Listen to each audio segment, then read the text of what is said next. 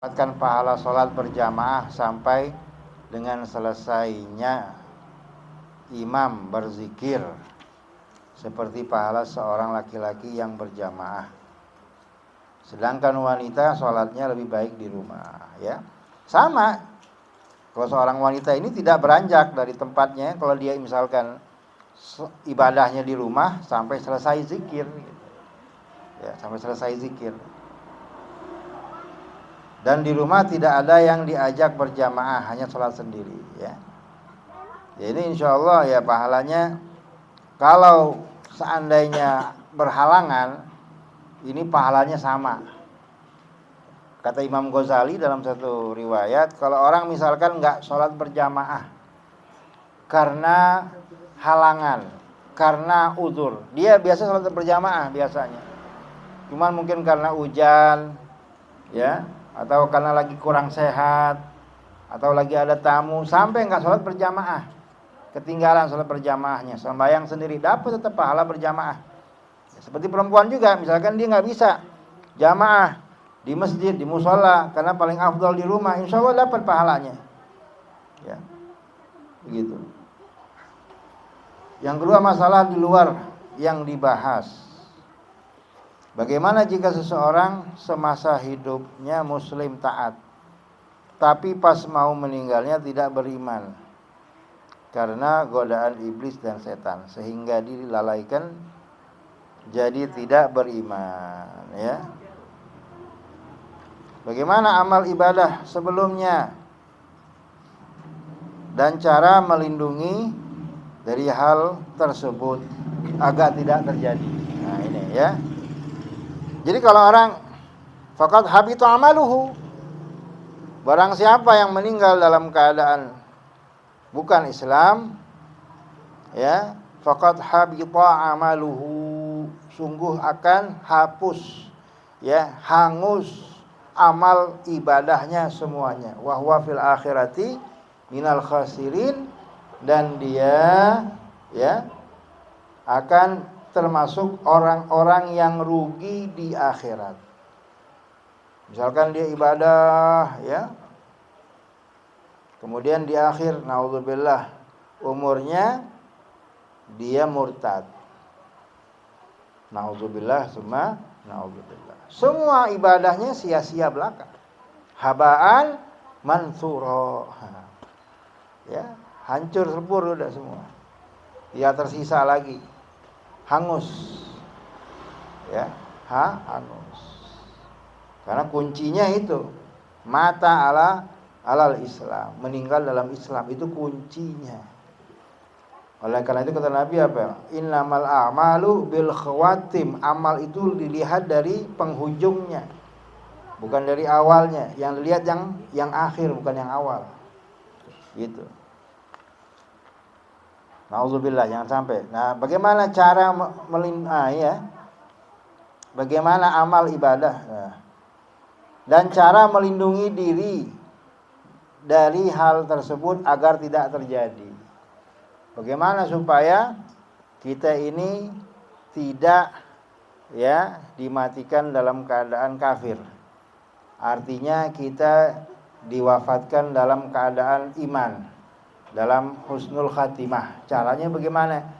Yang pertama, sering-sering minta kepada Allah Subhanahu wa taala. Ya, sering-sering minta kepada Allah untuk dimatikan dalam husnul khatimah. Kemudian kita jangan takabur, merasa kita ini aman, ya, daripada salbul iman. Jangan takabur. Dikatakan tidak merasa aman seseorang akan imannya kecuali akan dicabut itu iman. Naudzubillah. Artinya kita jangan merasa aman, kita merasa, ya, kurang, merasa tawadhu di hadapan Allah, tawadhu di hadapan manusia. Yang ketiga, ada amalan yang diriwayatkan oleh seorang ulama, yang mana dia mendapatkan amalan ini daripada Sayyidina Khidir alaihissalam, dari Nabi Khidir. Dapat amalan dari Nabi Khidir alaihissalam, amalan yang sekira-kira kalau diamalkan aman daripada dicabutnya iman ketika meninggal dunia. Amalan apa? Amalannya itu dibaca setiap sholat, atau sholat subuh sama sholat maghrib. Apa saja? Al-Fatihah, Alif Lam Mim, ya. Kemudian Ayatul Kursi, Amanar Rasul. Terus apa lagi? Syahidallahu annahu la ilaha illa huwa wal malaikatu wa ulul ilmi qa'iman bil qisti. La ilaha illa huwal azizul hakim. Inna ad-dina indallahil Islam. Nah, itu ya yang dibaca tuh sampai bi ghairi hisab. Itu dibaca setiap habis sembahyang subuh sama habis sembahyang maghrib. Diamalkan setiap hari, insyaallah aman daripada dicabutnya iman ketika meninggal dunia.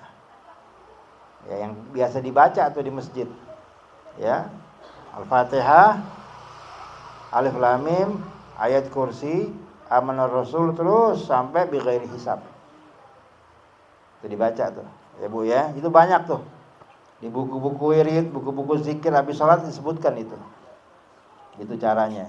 Gitu.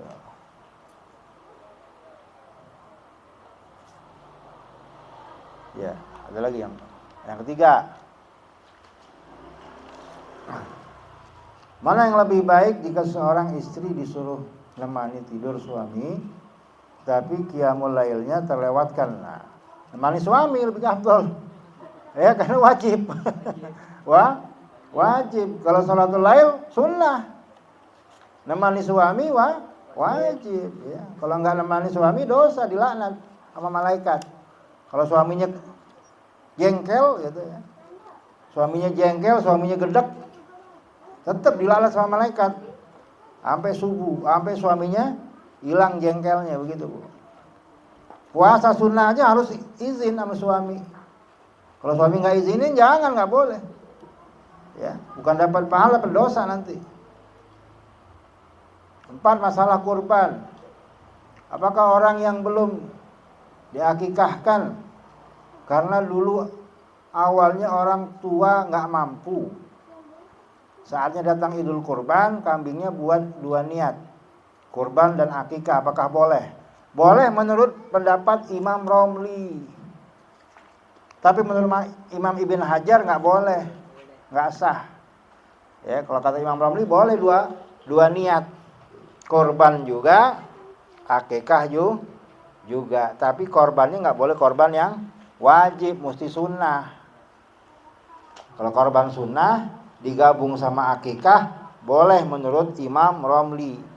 Kalau kata Imam Ibnu Hajar Al-Haytami nggak boleh, jadi nggak ada yang sah dua-duanya. Kalau dipakai 2 niat.